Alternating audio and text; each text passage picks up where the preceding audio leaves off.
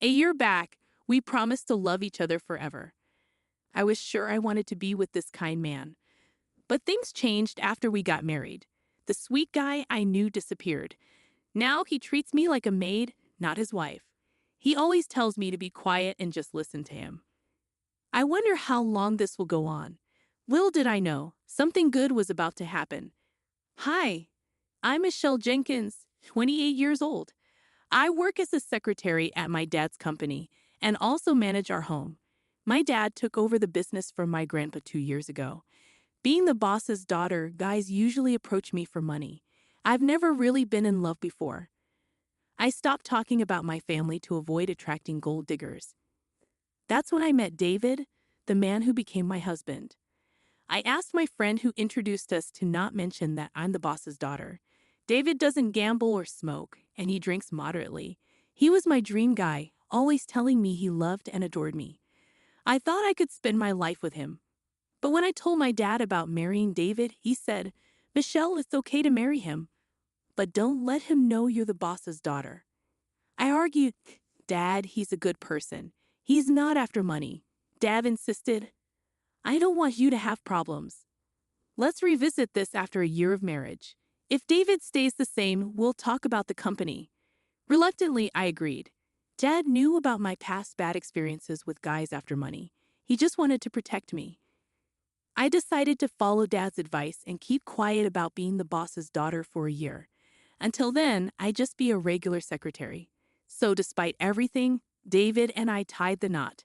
But now, a year later, I still haven't told him the truth. Why? Because he's changed. After the wedding, he became distant and cold. He'd come home from work in a bad mood, criticizing everything, even the dinners I made. "Hamburgers again? We're not kids. Can't you cook something different?" "But David, you used to love them. I've made them lots before." "Don't argue. You always make the same dishes. Besides salad and soup, you should know how to cook at least 5 other things." "5? That's too much. I have work too, you know. When I ask you to do something, you should do it. I married you, so listen to me. I'm sorry." The warmth and kindness he once had vanished, replaced by a coldness that felt as sharp as ice. At first, I thought he was just having a rough day, but things kept getting worse. After 6 months of marriage, David turned into a full-blown tyrant. He'd nitpick about everything, from how I did the laundry to how I cleaned the house. If I dared to speak up, he'd yell at me with a terrifying look. Enduring his yelling was one thing, but sometimes he'd even throw away the meals I cooked. A year into our marriage, his tyrannical behavior hasn't changed. If anything, it's gotten worse. Just the other day, I got home late from work, and he immediately started shouting, "You're late. Do you even know what time it is?" I'm sorry. Work got busy. I'll start dinner now." "Busy? A secretary like you shouldn't have that much work. If you're late again, you're quitting your job." But that's not fair. I couldn't argue with him out of fear. Looking back, I wonder if I should have left him sooner. Despite my parents' concerns, I kept the truth hidden after getting married. I didn't want to disappoint them, so I dealt with everything silently. Then one day at work, my father called me into the reception room during a break. Since I often helped him as a secretary, going into the reception room wasn't unusual. When I entered, my father was already there. "What's up?" I asked. My father looked pleased and said, "It's been a year since you married David, right? Time to tell him the truth, like you promised." "Oh yeah, we agreed on that. Is something wrong? You seem uneasy." "Well, yes, but it's just, right now things are a bit." Seeing my worried face, my father smiled and patted my shoulder. "Had a spat with David? It happens, especially for newlyweds like you. Your mom and I had our share of arguments too. But look at us now, still happy together. You'll be fine, Michelle. It's not exactly a fight. Don't worry, everything will be okay. Couples argue, right?" "You're right. Anything else bothering you?" "No, I'm okay. Nothing else." "But I think I'll wait for things to calm down a bit before bringing it up," I said. "Don't let it bother you too much. Every couple has their disagreements."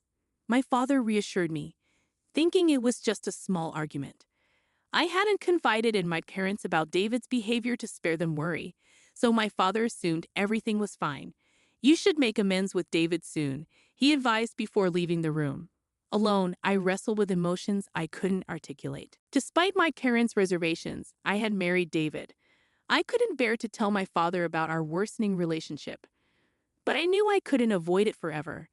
I'd have to address it eventually to avoid suspicion. To keep my father from worrying, I had to maintain my marriage somehow. If possible, I wanted to improve our relationship. That night, I made sure to be home on time, ready to talk to David when he returned.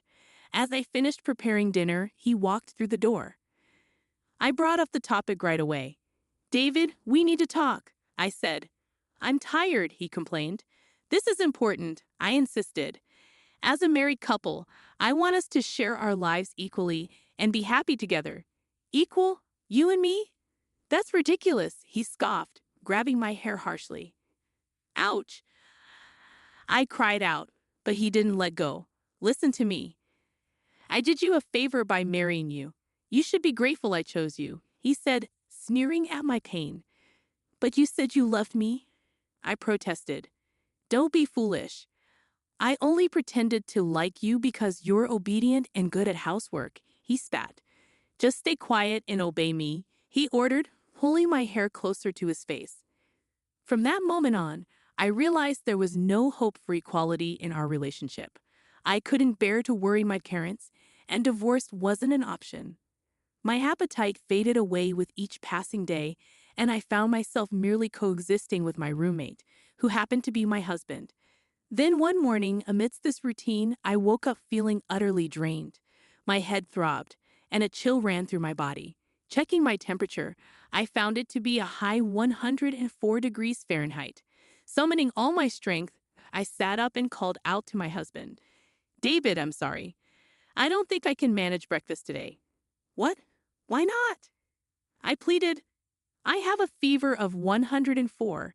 I'm in agony. Can I just stay in bed?" In response, my husband let out a frustrated sigh and snapped. "Neglecting your duties because of a fever? Get to work, you lazy thing. But please understand, I'm really unwell. Enough excuses. You're just a maid. Don't you dare disobey me. Please, just for today, I'm begging you." With a loud click of his tongue, he stormed out of the room, leaving me trembling uncontrollably. I finally realized I was being pushed to my limit. If I keep going like this, I'll truly break down. This way of life will drive me insane, both mentally and physically. I know I need to take action, but I'm too exhausted to think clearly with this fever clouding my mind. Maybe it's the stress catching up to me, but I drift back to sleep. Hours later, I'm jolted awake by my husband's furious voice. "Didn't I tell you to wake up, you idiot?" Confused, I see it's already dark outside. While my fever has dropped, I still feel weak with a lingering headache. Despite my condition, he continues his tirade. "I called you several times. What were you doing sleeping? Called? I sent you a text that I'm bringing my boss home. Weren't you supposed to prepare drinks and snacks?" My husband demanded. "Wait a minute. You knew I was sick today, right? And yet you brought your boss home?" I invited him to continue drinking at home. "My promotion depends on this. Get up and get things ready now." "No, I can't. I'm still in my pajamas, and I'm not feeling well at all. Stop making excuses. Just get out here now." He yanked me by the arm and forced me to stand in the kitchen, then hurried back to his boss. "Sorry to keep you waiting.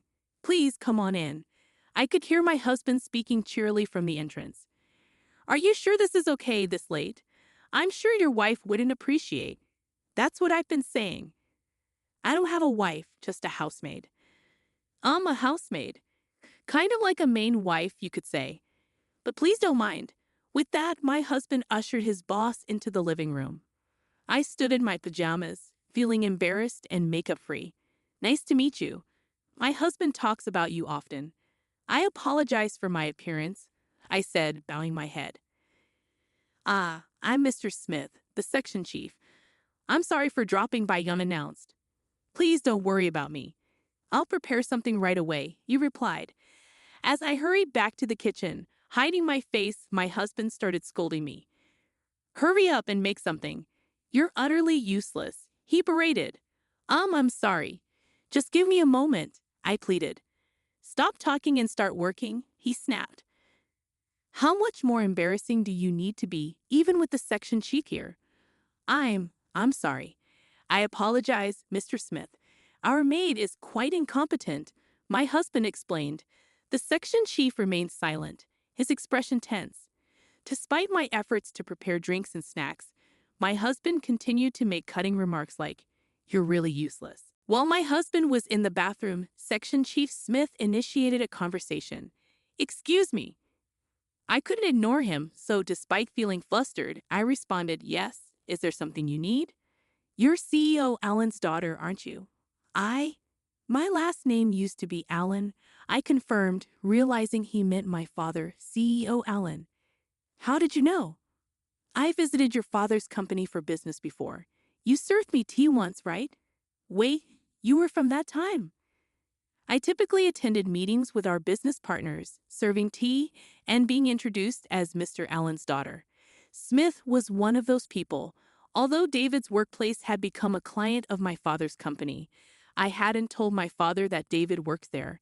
Glancing towards the bathroom, Smith continued in a hushed tone. "What's going on with your husband's behavior? Is he always like this at home?" Yes, I admitted. "I can't believe what you've been enduring. Why haven't you told Mr. Allen?" "Well, regardless, this can't continue." "Leave it to me," Smith said, looking me straight in the eyes as he quickly packed up and left. In that moment, I felt a weight being lifted off my shoulders. It was like finding an ally in a moment of despair. When David returned from the bathroom, he was shocked to find that Smith had left. "Why didn't you stop him?" He yelled at me, but I chose to trust Smith's words and endure it. Several days later, I was called to my father's company and found both Smith and a visibly shaken David waiting. "What's going on? Why are you both here?" I asked, confused by the situation. In the tense atmosphere, my father addressed me with a serious expression. "I heard from Smith. You've been mistreated by David, haven't you?" Well, I struggled to respond. Understanding my intentions to spare him worry, my father expressed his gratitude. "Thank you, Smith, for bringing this to my attention and helping my daughter," my father said, and Smith bowed in acknowledgement. Then my father turned his stern gaze towards David. "David, I can't believe you've behaved this way. I regret allowing you to marry my daughter." "Please wait," David pleaded, visibly shaken. "I had no idea you were our business partner's president." "I didn't know Michelle was a CEO's daughter," David interjected. "Enough. So if you did know, you would have treated Michelle better." "You're truly despicable," my father rebuked. "No, there's no excuse for my behavior," David responded. "Excuses? I'm going to report you to your company's CEO. We have a long-standing relationship," my father declared. "No, please." David's eyes welled up with tears as he sank to his knees. Then he turned to me, pleading, "Michelle, please talk to your father for me." "You want me to speak up?" I raised my voice, releasing my pent-up frustrations. "Do you have any idea how much I've suffered because of your controlling, chauvinistic behavior? I've endured it silently, trying to salvage our relationship. But you destroyed everything, treating me like a servant and constantly belittling me. Do you know how degrading that was?" "Michelle, please forgive me," David begged. "Enough. Don't you dare address me by my name so casually. No amount of apologies will ever be enough. I don't care what happens to you. You reap what you sow. If you understand, stay out of my life forever," I concluded, resolute in my decision. At the climax of my outburst, David broke down in tears. Smith gently guided him out of the reception room, offering a respectful bow before leaving. Eventually, David and I decided to divorce. When my father informed David's company's president about the incident, he lost his job due to poor behavior at work. Without any severance pay, David moved back in with his parents, who were already aware of the situation. His father reprimanded him severely and forced him to leave their home. Now, David works long hours at a factory to make ends meet, while also fulfilling his alimony obligations to me. Meanwhile, I returned to my parents' home after the divorce and focused on rebuilding my life. I've since fully recovered and dedicated myself to my career. I've maintained a close friendship with Smith, meeting him regularly. Although I'm not considering remarriage at the moment, if I do decide to tie the knot again, I hope to find someone like him. When that time comes, my dream is to create a